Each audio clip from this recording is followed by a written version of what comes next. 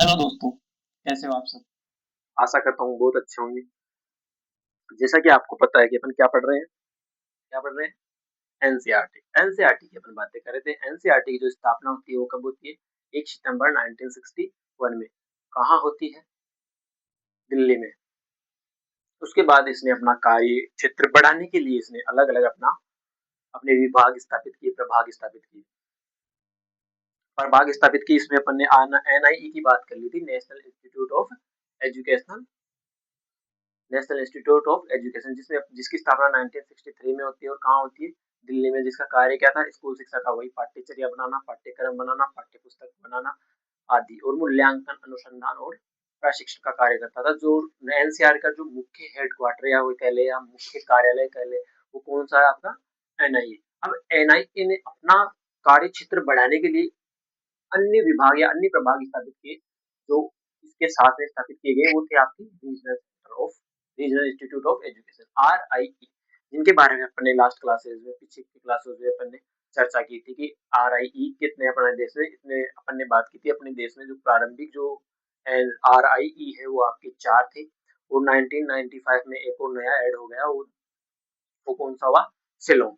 और इसकी जो स्थापना होती है आरआई की, वही आपके एनआईए के साथ में 1963 में होती है। और इसकी क्षेत्रों की बात की थी अपन ने कि जो अजमेर, जो इसके जो रीजनल सेंटर अपन ने बात की थी कौन कौन से? पहला अजमेर, दूसरा भोपाल, तीसरा मैसूर, चौथा भुवनेश्वर, पांचवा शिलोंग। तो इसके अपन राज्य क्षेत्रों की भी बात की थी। कई में ऐसा हो रहा था कि सर, एक अजमेर में जो राज्य है वही आपके भोपाल में है, और वही राज्य आपकी मैसूर में है, या वही राज्य आपके भुवनेश्वर, यानी कि एक दूसरे यूटीज यानी एक दूसरे रीजनल सेंटर से कनेक्टेड हो रहे थे। तो दोस्तों दोस्तों इस चीज की आपको चिंता करने की जरूरत नहीं कि उस क्षेत्र का जो कुछ हिस्सा है वो दोनों क्षेत्रों में आता है, यानी कि एक बहुत बड़ा राज्य होता है, उसके दो हिस्से कर लिए जाते हैं। तो उस क्षेत्र में जो हिस्से आते हैं उनके बारे में चर्चा की जाती है, और आपको उसमें इतनी गहराई में जाने की जरूरत भी नहीं है। आपके कंपटीशन के आधार पर वो आपके लिए इम्पोर्टेंट भी नहीं है। तो अपन बात करने वाले हैं आज, जो बात करेंगे अपन ने कल बात कर ली थी क्या होते हैं, कहाँ कहाँ स्थापना की गई है। अब अपन बात करने वाले थे, किसकी बात करने वाले थे? आर आई ई, इसकी बात कर रहे थे। वही आर आई ई स्थापना होती है इसकी 1963 में। मुख्यालय, मुख्यालय क्या कहाँ है इसका? सर मुख्यालय तो है ही नहीं है मुख्यालय। इसका मुख्यालय कहीं नहीं है, इसके 5 मुख्यालय हैं। अलग अलग भाग है, अलग अलग विभाग है, कोई इसका विशेष मुख्यालय या एक एक स्थान नहीं है, इसके लिए 5 अलग अलग है। तो अजमेर जो राजस्थान का क्षेत्र है उसका मुख्यालय आपके राजस्थान काउंट कर लो, अजमेर काउंट कर लो। और जो आपका भोपाल में उसका मध्य प्रदेश में है, जिसका भोपाल काउंट कर लो। कर्नाटक में उसका मुख्यालय आप मैसूर मान लो। जो उड़ीसा में उसका वो उसका जो मुख्यालय आप भुवनेश्वर में मान लो। इस प्रकार से इसका कोई मुख्यालय नहीं है। आज अपन बात करने वाले थे इसके क्या कार्य होते हैं, इसके रीजनल सेंटर, इसके कार्य पूछ हमने आज की क्लास में अपन करने वाले हैं रीजनल सेंटर के कार्य, आर आई ई के कार्य। एनसीईआरटी का कार्य क्या है बच्चों? पाठ्य पुस्तक बनाना, पाठ्यचर्या बनाना, पाठ्यक्रम, आकलन, मूल्यांकन करना, प्रशिक्षण प्रदान करना और अनुसंधान करवाना। ये तो आपके एनसीईआरटी के कार्य थे। अब अपन बात करने वाले थे आरआईई के कार्य। आरआईई के कार्य, बाकी कार्य वही है, यही उसी के लिए स्कूल शिक्षा के लिए जो एक तो मुख्य जो कार्य है वो सभी क्या जो सेम है, वो कौन सा है? स्कूल शिक्षा। अब स्कूल शिक्षा के लिए क्या है? स्कूल शिक्षा के लिए आपके क्या है? स्कूल शिक्षा के लिए क्या करता है? एनसीईआरटी क्या करता था? कार्य ये करता है पाठ्यक्रम। ये लो भाई, पाठ्यक्रम बनाता है। पाठ्यक्रम बनाता नहीं है, पाठ्यक्रम बनाने में सहयोग करता है। पाठ्यक्रम बनाने में सहयोग करता है, पाठ्यचर्या बनाने में सहयोग करता है। यानी कि इसके पास स्वतंत्र अधिकार नहीं है, इसको एनसीईआरटी के गाइडलाइन में कार्य करने होते हैं। पाठ्यक्रम बनाता है, पाठ्यचर्या बनाता है, पाठ्य पुस्तकें बनाता है, पाठ्य पुस्तक, पाठ्य पुस्तकें और मूल्यांकन। जो भी कार्य एनसीईआरटी के हैं, तो मुख्य कार्य जो है, मुख्य कार्य तो आपके एनसीईआरटी के हैं, एनसीईआरटी कार्य आपके करते हैं। लेकिन जो ये आपका आरआई यानी कि जो रीजनल सेंटर्स हैं आपके हर क्षेत्र के, जो 5 अपन ने पढ़े हैं, वो इसमें क्या करते हैं? जो पाठ्यक्रम होता है, जो पाठ्यचर्या होती है, उसमें उसको बनाने के लिए जो भी सहयोग उनके द्वारा किया जाता है उसको इसके अंतर्गत माना जाता है। उसका इसका एक कार्य क्या है कि जो पाठ्यक्रम, पाठ्यचर्या, पाठ्यपुस्तक और मूल्यांकन है उसके अंदर क्या करना है? सहयोग प्रदान करना। किसको सहयोग? घर वालों को थोड़ी करेगा, एनसीईआरटी वो सहयोग करेगा। ठीक है, अब इसी के साथ इसका एक और कार्य होता है।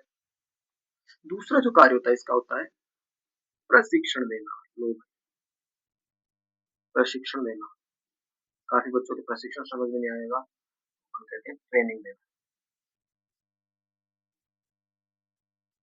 ट्रेनिंग क्या कराता है ये? आपकी ट्रेनिंग, आपकी नहीं, शिक्षकों की ट्रेनिंग करवाता है। जो शिक्षक जो शिक्षण कार्य करना चाहते हैं, स्कूल शिक्षा के लिए जो हम प्रभावी शिक्षण विधियों के बारे में जानकारी देते हैं, तो शिक्षक तैयार करने का, शिक्षकों को जो प्रशिक्षण देने का कार्य वो कौन करता है? आपका RIE, regional institute of education. देखो प्रशिक्षण भी ये दो तरीके से देता है। पहला आपके जो प्रशिक्षण देता है ये सेवा पूर्व देता है, यानी कि सेवा के पूर्व, यानी कि जो आप भाई सेवा पूर्व कौन सा करता है? एक तो सेवा पूर्व और दूसरा आपका सेवाकालीन शिक्षा।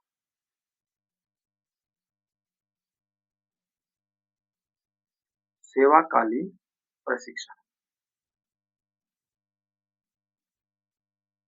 सेवा पूर्व प्रशिक्षण और सेवाकालीन प्रशिक्षण, दो प्रकार की ट्रेनिंग से देता है। और किसको देता है? शिक्षकों को। जो सेवा पूर्व के अंतर्गत अपन देखते हैं शिक्षकों के लिए कार्य करता है, किसके लिए कार्य करता है? ये शिक्षकों के लिए या शिक्षक शिक्षा के लिए। एक शब्द आपके सामने है शिक्षक शिक्षा, इसके बारे में अपन इसके बाद चर्चा करने वाले। शिक्षक शिक्षा क्या होती है इसके बारे में अपन इसके बाद चर्चा करने वाले। देखो सेवा पूर्व प्रशिक्षण के अंतर्गत अपन देखते हैं कि जो भी स्टूडेंट्स होते हैं उनको विद्यालय में एक शिक्षक बनने के लिए जो पहले जो प्रशिक्षण दिया जाता है, जो पहले प्रशिक्षण का कार्य दिया जाता है, वो कौन करते हैं? आपका RIE करवाते हैं। तो पहला जो आपका कार्य है सेवा पूर्व जो प्रशिक्षण का कार्य है वो कौन करवाता है? RIE करवाते हैं। सेवा पूर्व में अपन किस किस को इंक्लूड कर सकते हैं? जैसे मान लो आपका B.Ed है, M.Ed है। B.Ed की फुल फॉर्म होती है बेटा बैचलर ऑफ एजुकेशन, और M.Ed की फुल फॉर्म होती है मास्टर ऑफ एजुकेशन। इसके बारे में अपन इसके इन लोगों को क्या दिलाता है कि प्रशिक्षण का कार्य करता है। और सेवाकालीन यानी कि ये तो भाई सेवा पूर्व, यानी कि आप कहीं सेवा में लगे नहीं, या सरकारी जॉब या गवर्नमेंट नौकरी आपकी लगी नहीं, आप शिक्षक सरकारी शिक्षक बने नहीं, उससे पहले जो आपको प्रशिक्षण दिया जाएगा वो इसके अंतर्गत दिया जाएगा। किसके अंतर्गत? कौन देता है? RIE देता है। किसके अंतर्गत? सेवा पूर्व प्रशिक्षण। किन किन बच्चों को दिया जाता है? B.Ed वाले बच्चे हो, M.Ed वाले बच्चे हो, इनको ये ट्रेनिंग्स दी जाती है। वो तो होती है आपकी सेवा पूर्व प्रशिक्षण। दूसरी होती है आपकी सेवाकालीन शिक्षक प्रशिक्षण। सेवाकालीन शिक्षक प्रशिक्षण के अंतर्गत जो भी व्यक्ति यानी कि जो भी शिक्षक केंद्र सरकार के अधीन